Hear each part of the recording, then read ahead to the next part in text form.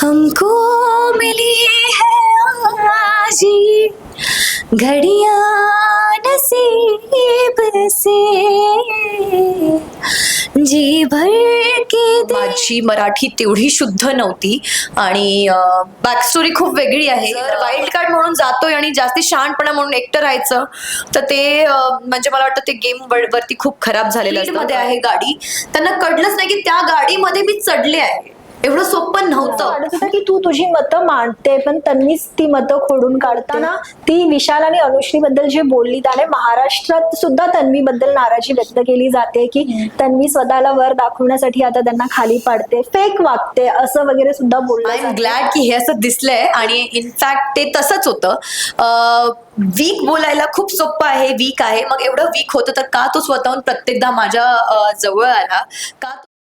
नमस्कार, कलाकट्टामध्ये मी भावना शिंदे तुम्हा सगळ्यांचं मनापासून स्वागत करते. बिग बॉस मराठीच्या घरातलं शेवटचं इविक्शन पार पडलंय आणि महाराष्ट्राची क्रश बनून जी बाहेर पडली आहे ती रेवा आपल्या सोबत आहे. रेवा, खूप खूप स्वागत आहे. कशी आहेस? मी मस्त आणि महाराष्ट्राची क्रश असं ऐकून तर अजूनच जास्ती चांगली झाली आहे. मी छान आहे, मी खूप मस्त आहे. हा माहिती मी म्हंटल जसं सुरुवात केली की महाराष्ट्राची क्रश, तुला बाहेर येऊन कळलं असेल की आपल्याला ती एक काय म्हणून उपाधी मिळाली आहे महाराष्ट्राची क्रश म्हणून. कसं वाटलं तुला? खूप मस्त. आणि माझ्या बहिणी जेव्हा आतमध्ये आल्या होत्या त्यांनी मला सांगितलं होतं की तुला माहिती तू महाराष्ट्राची क्रश झाली आहे. तेव्हाच माझं रिॲक्शन दिसलं असावं टीव्हीवरती, याची मी अपेक्षा करते. ऐकून तर खूप चांगलं वाटतंय आणि एवढं प्रेम दिलंय मला, एवढं प्रेम मिळालं आहे माझ्यासाठी खरंच खूप अनएक्सपेक्टेड होतं. पण मी खरंच खूप आभारी आहे.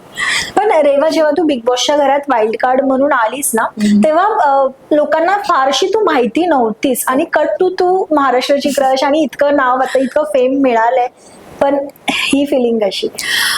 बेस्ट फिलिंग आहे ऍक्च्युली. ह्याच्या अगोदर मी काम केलंय पण ते हिंदी इंडस्ट्रीमध्ये मी काम केलेलं आणि मराठीसाठी सगळं काही नवीन होतं आणि माझं इंट्रोडक्शन झालं आणि बिग बॉस सारखी संधी मला मिळाली, ऑपॉर्च्युनिटी मला मिळाली आणि इतकं मोठं असं प्लॅटफॉर्म मिळालं आहे तर खरंच मन एकदम भरून आलं होतं. जेव्हा मी फर्स्ट टाइम असं डिसिजन घेतलं होतं तेव्हा मिक्स्ड इमोशन्स होते की कसं होणार, काय होणार, कधी कोणासाठी चांगलं पण होऊ शकतं, कधी कोणासाठी वाईट पण होऊ शकतं, पण माझ्यासाठी सगळं काही चांगलं झालेलं आहे. तर खूप आनंदी आहे, मी खूप खुश आहे. चॅलेंजिंग होतं का तुझ्यासाठी मराठी बिग बॉस मध्ये येणं? कारण आम्ही तुझ्याकडून खूप क्यूट वाटायचं खरं तर तुझं मराठी ऐकायला सुद्धा.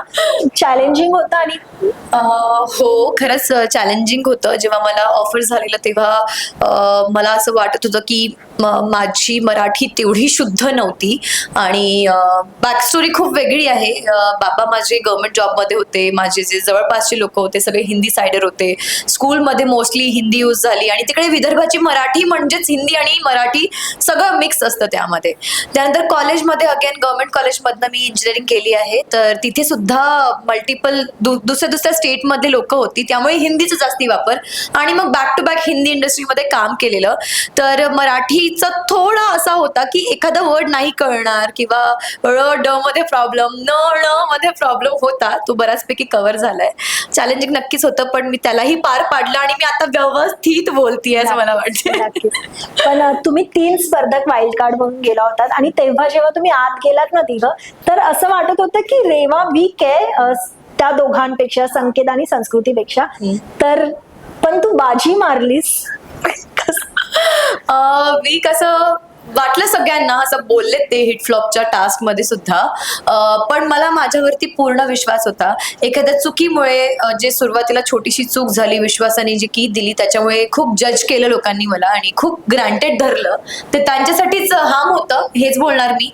मी प्रत्येक क्षणामध्ये जेव्हाही मला पॉसिबल होतं प्रत्येक मोमेंटमध्ये मी स्वतःला प्रूव्ह केलंय.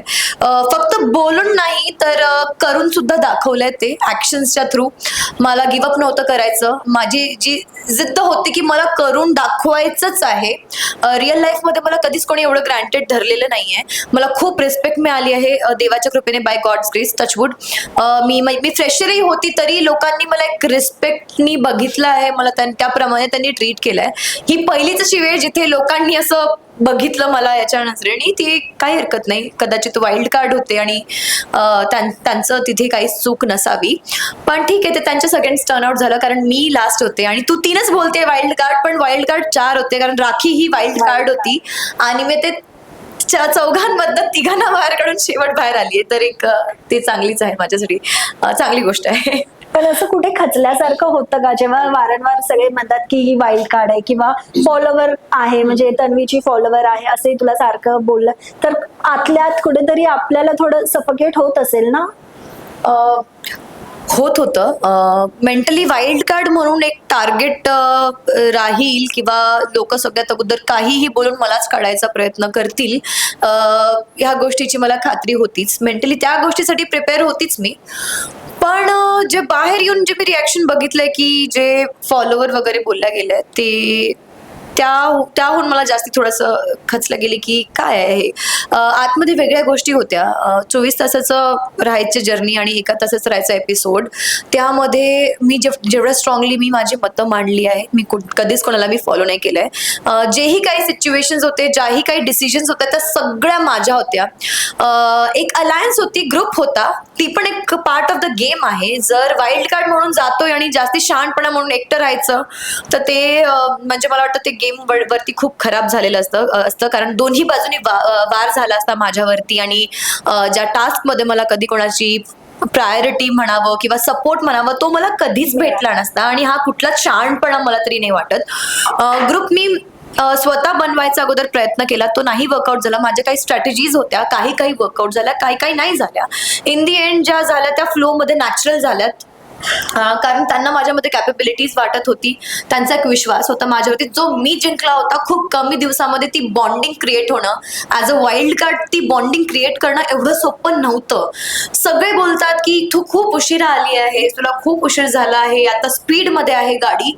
त्यांना कळलंच नाही की त्या गाडीमध्ये मी चढले आहे. एवढं सोपं नव्हतं, खूप प्रेशर होतं आणि मी ते पार पाडलं, तर ती माझ्यासाठी खरंच खूप मोठी गोष्ट आहे.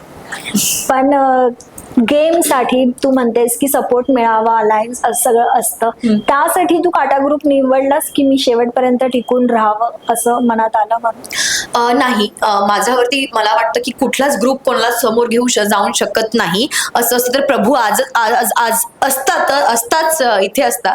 आणि तो त्याच्या परीने जेवढं त्याला खेळता येत होतं, जेवढा सपोर्ट त्याला होता, त्याला जेवढं फिडिंग होत होती, मग तो आजही असता. तर मी या गोष्टीवरती बिलकुल हे करत नाही की कुठला ग्रुप तुम्हाला समोर घेऊन जाणार. शेवटी तुम्हाला समोर कोण घेऊन जाणार ते तुम्हीच आहे. तुमचे मतं आहे, तुमचा गेम प्ले आहे, तुमच्या टास्क मध्ये खेळण्याची तुमची कॅपेबिलिटी आहे, तुमची पर्सनॅलिटी ती लोकांना किती आवडत आहे आणि कुठपर्यंत त्यांना बघायचं आहे, या गोष्टी खरंच खूप मॅटर करतात. एखादा ग्रुप म्हणून तसं असतं तर मग ग्रुपमध्ये भरपूर असे लोक होते, ते त्यांनाही म्हणजे टोळीमध्ये तो खूप खेळायचा, तर तेही पुढे गेलेच असते. तर ग्रुप कधीच रिस्पॉन्सिबल नसतो, इंडिव्हिज्युअल आहे गेम आणि तोच आपल्याला पुढे घेऊन जातो. एखादा ग्रुप पुढे घेऊन जाऊ शकत नाही. नक्कीच. पण रेवा, तुझी ना एक खूप चांगली गोष्ट वाटली मला, ती म्हणजे की टोळी, अनुश्री, विशाल तुमचे कॉम्पिटिटर होते, पण तू त्यांचं वेळोवेळी कौतुक करत होतीस. पण कुठेतरी तू केलेलं कौतुक तन्वी खोडून काढत होती असं आम्हाला वाटत होतं. म्हणजे जेव्हा तू बोललीस की अनुश्रीने खूप आयुष्य बघितलंय म्हणून ती कदाचित फिलिंग्स आता तिच्यात नाही, तर ती गोष्ट तन्वीने खोडली. काल तू बोलली की आरजेस अनुश्रीचं कौतुक करतायत, तर तिथेही तन्वीने ती गोष्ट खोडून काढली. तर तुला असं वाटत होतं की तू तुझी मतं मांडते पण तन्वीच ती मतं खोडून काढते? ती खोडून काढते असं नाही बोलणार, ती माझी मतं आहे, ती तिची मतं आहे. माझा लाईफकडे बघण्याचा एक वेगळा पर्स्पेक्टिव्ह आहे, खेळाकडे बघण्याचा एक वेगळा पर्स्पेक्टिव्ह आहे. माझे कोणी दुश्मन असं असंच होते नव्हते कोणी, पण मला जर एखाद्याचा गेम प्ले नसेल आवडत म्हणून तो व्यक्ती चुकीचा आहे असं मी कधीच बोलू शकत नाही. त्यांच्यासाठी काय चूक किंवा बरोबर ते डिसाईड करतील. मला काय ठेवायचंय, काय घ्यायचंय, काय सोडायचंय हे माझ्यावरती आहे. मी बोलत होती ती माझी मतं होती, तिला खोडून काढायचं होतं ती तिची मतं होती. तर यामध्ये खोडून काढण्यासारखं काही नाही, मतं डिफरन्स होती आणि त्या गोष्टीला मी दुसरी चुकीची आहे किंवा मीच बरोबर आहे असं मी कधीच बोललेली नाहीये. जिथे ज्या गोष्टी मला अप्रिशिएट करण्यासारख्या वाटल्या, सागर दादांच्याही खूप भांडणं व्हायची आमची आणि मला नाही पटायच्या, पण जिथे मला वाटलं की मला कौतुक करायचं आहे मी तिथे मागे बघत नाही.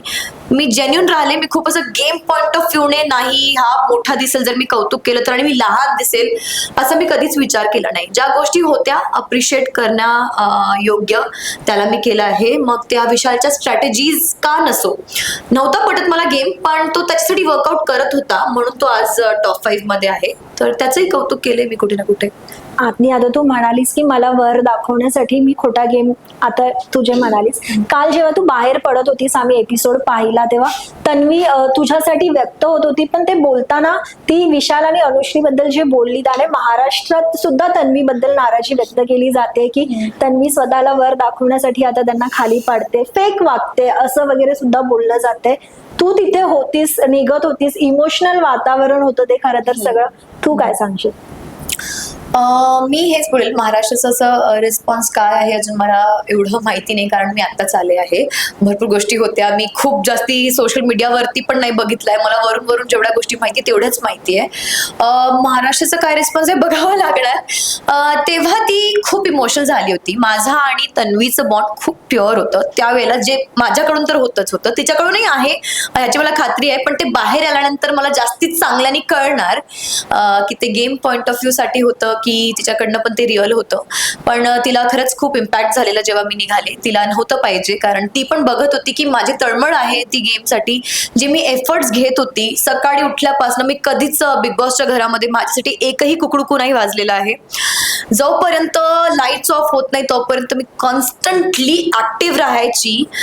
सकाळी वेकअप सॉन्ग पासून सगळ्यात अगोदर मी उठायची, सगळ्यात पहिला जेव्हा गाणं वाजायचं आणि सगळ्यात अगोदर मी उठायची, शेवट मी झोपायची. मी कधीच एक्सक्यूज नाही दिलाय. मला कितीही इंजरी झाली असेल, मी कितीही माझं अंग दुखत असेल, ॲज अ कॅप्टन मी वावरली आहे घरामध्ये, सगळ्या गोष्टी मी बघत होते. तिला या सगळ्या गोष्टी दिसत होत्या, तिला माहिती होतं, तर ती नेहमी बोलायची की आपण राहूया सोबत, आपण राहूया सोबत. ह्या गोष्टी किती दाखवल्या माहिती नाही, पण ती मला खूप प्रेज करायची as a player, as a contestant. ज्या मॉडिफाईड, ज्या डिग्निफाईड वे मध्ये मी खेळली, जसं ती बोलायची की मला तू आवडतेस ॲज अ प्लेयर. पण तर मला असं वाटतं की ती तिची मत आहे. सगळ्यांची पर्सनॅलिटी वेगळी आहे. तिने चुकीचं केलं असं मी नाही म्हणणार, पण मी असं युजली करत नाही. त्यावेळेला कदाचित ती नसती बोलली आणि नंतर बोलली असती तरी ते ठीक असतं, पण ती सुरुवातीपासून बोलतच आली आहे, तर नवीन काही नव्हतंच त्यामध्ये. ती खूप फ्रंटली बोलते आणि तेच तिने केलं, पण ते तिचं व्यक्त करत होती की मला रेवा पाहिजे होते, कारण ती चांगल्या मनाची आहे. जे पण तिने कौतुक केलं माझं, तर तिने कम्पॅरिझन केलं बेसिकली की ही राहायला पाहिजे होते आणि खोटे लोक जायला पाहिजे होते. पण ठीक आहे, ऑडियन्सचं मत होतं, मी त्याला रिस्पेक्ट करते, मी त्याच्यामध्ये काहीच बोलणार नाही. त्यांना कदाचित दोन पर्स्पेक्टिव्ह असतात, कोणासाठी विशाल चांगला आणि कोणासाठी वाईट असू शकतो, आणि सेम इज विथ तन्वी, कोणासाठी ती चांगली आणि कोणासाठी वाईट असणारच आहे. तर मी ऑडियन्स रिस्पेक्ट करते. मला थँक्यूच बोलेल मी आले बाहेर, मला त्याचं दुःख आहेच, पण माझा एवढा मोठा प्रवास होता, वाईल्ड कार्ड ॲज अ माझा शेवटपर्यंत राहिला आहे, तर मी त्याला थँक्यूच बोलणार आहे. तर मला ऑडियन्स पासून काहीच हे नाहीये, तर त्यांचं डिसिजन आहे. नक्कीच नक्कीच. पण विशाल म्हणजे काय म्हणू, विशाल ना तुझ्याशी मैत्री करण्याचा प्रयत्न करत होता, तुझं कौतुक करत होता, रेवा खूप सुंदर दिसतेस, आणि असं वाटत होतं की त्याला तुझ्याशी ना बोलायचंय, फ्रेंडशिप करायची, टोळीमध्ये त्याला तू हवी आहेस. पण असंही दिसलं की रेवा त्याला फुटेज नाही देत आहे का? आय एम ग्लॅड की हे असं दिसलंय, आणि इनफॅक्ट ते तसंच होतं. वीक बोलायला खूप सोपं आहे, वीक आहे, मग एवढं वीक होतं तर का तो स्वतःहून प्रत्येकदा माझ्या जवळ आला, का तो माझ्याशी बोलायचा प्रयत्न करत होता, का तो मला स्वतःच्या फेवरमध्ये ओढून घेण्याचा प्रयत्न करत होता. जर तू मला वीक समजतोय तर तुला का कोणी वीक पाहिजे? तर हे सगळे एक्सक्युजेस होते. तो मला माझ्याशी प्रत्येकदा बोलण्याचा त्यांनी प्रयत्न केलाय. मी तेवढंच बोलले जेवढं मला गरज होती. मला खूप काही त्याच्याकडनं किंवा मला त्याच्यासोबत नव्हतं खेळायचं. त्याचा गेम त्याच्यासाठी वर्कआउट नक्कीच केला असेल, कारण ती त्याची पर्सनॅलिटी आहे, माझी एक वेगळी पर्सनॅलिटी आहे. त्याच्या काही जे त्याचे काही तथ्य किंवा मॉरल्स म्हणू शकतो ते मला नव्हते पटत, आणि फक्त गेमच्या पॉइंट ऑफ व्ह्यूने असं जावं म्हणून कोणासोबत नव्हतं जायचं. रिअल पर्सनॅलिटीचा शो आहे, रिअल बघायचं तर लोकांना, फेक किंवा ऍक्टिंग नव्हती बघायची, म्हणून मी माझ्या परीने माझा गेम खेळलाय.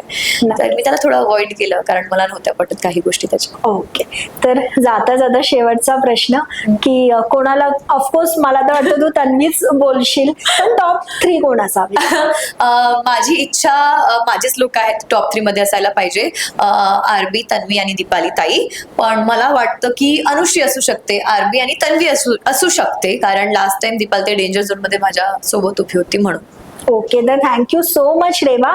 आणि आता मराठी बिग बॉस मध्ये तू वाईल्ड कार्ड म्हणून दिसलीस, पण तू म्हणालीस की हिंदी इंडस्ट्रीमध्ये काम केलंयस, तर हिंदी बिग बॉस करायला आवडेल? आता आवडेल नक्कीच. अगोदर माझे थॉट्स आणि पॉइंट ऑफ व्ह्यूज वेगळे होते, बट आता मी एक्सपिरियन्स आहे. तर मला डे 1 पासून जायचं आहे आणि प्रूव्ह करायचं आहे की मी किती स्ट्रॉंग आहे. मी नक्कीच केलं असेल, लोकांनी मला बोलले, पण मी माझ्या परीने गेम खेळलीच आहे. पण जर मी आता परत हिंदीमध्ये जर जाईल आणि अशी अपॉर्च्युनिटी झालीच इन केस, मला पहिल्या दिवसापासून जायला आवडेल, ज्यामध्ये मला जास्ती वेळ मिळणार स्वतःला दाखवायसाठी की मी काय आहे. कारण मी खूप कॉन्फिडेंट आहे, मला स्वतःवरती विश्वास आहे. लोक कितीही मला बोलले असतील त्याच्याने मला फारसा काही फरक पडत नाही. कारण माझ्याकडे असे लोक आहेत जे मला नेहमी मोटिवेट करत असतात. माझी फॅमिली, माझे फ्रेंड्स, ते मला सांगत असतात. त्यांचा विश्वास आहे माझ्यावरती आणि त्यांच्याच विश्वासामुळे मी एवढं आजपर्यंत इथे पोहोचला. पण इंटरव्ह्यूच्या सुरुवातीला ना रेवा गुणगुणत होती, तर तर घरातील कुठल्या एखाद्या सदस्यासाठी किंवा तुझ्या काटा ग्रुपसाठी तुला एखादं गाणं गायचं असेल तर तू कुठलं गाशील? खरं तर मी खूप छान गाते, पण बिग बॉस मध्ये जाऊन आरडाओरडा करून करून जे गळा माझा खराब झालाय. पण मी 2 लाईन्स गाणार. कोणासाठी डेडिकेट म्हणजे मी हे गाणं जे मी बोलते ते मी बिग बॉस साठी मी डेडिकेट केलेलं, पण ते टेलिकास्ट नाही झालं असं मला माहिती पडलं. पण मी थोडंसं गाते. गळा खराब आहे खरंच, पण नेक्स्ट टाइम चांगल्याने गाणार. सध्यासाठी हेच ठीक आहे.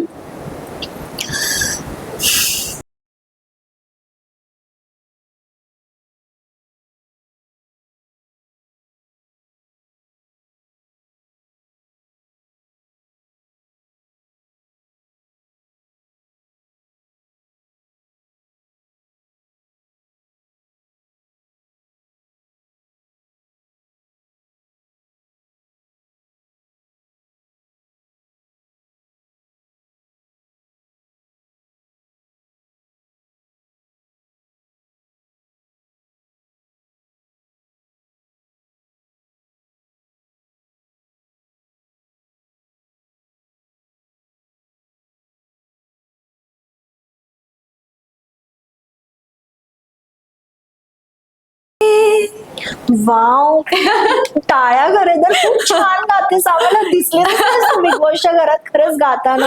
ही बाजू खरं तर आता दिसलीये.